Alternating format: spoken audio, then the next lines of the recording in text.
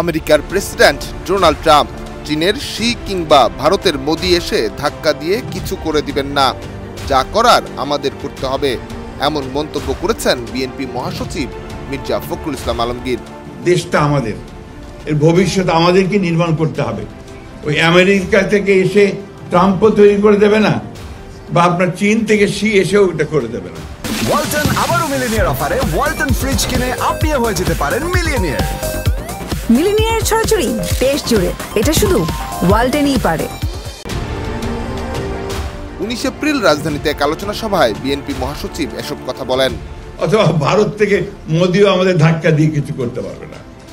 এই যে বিষয়গুলো, এটা আমাদের মধ্যে, আমাদের মনের মধ্যে, আমাদের অন্তরের মধ্যে গেঁথে নিতে হবে।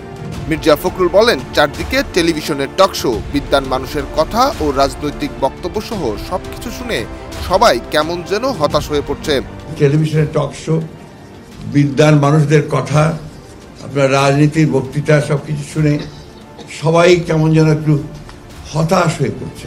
তিনি আরো বলেন, এত যে রক্তপাত, মানুষের বুক খালি হলো, শেষ পর্যন্ত তার পরিণতি কি হবে?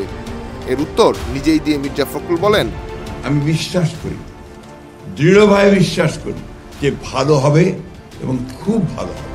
এছাড়া তিনি বলেন, সবাই এখন ভিন্ন দিকে নজর দিচ্ছেন। মার্কিন যুক্তরাষ্ট্র যে ট্যারিফ দিয়েছে তা দেশের জন্য একটু বিপদে পড়ার মতোই। মার্কিন যুক্তরাষ্ট্রের দেয়া বাড়তি শুল্ক দ্রুত সমাধান করতে না পারলে সমস্যা আরো বাড়বে।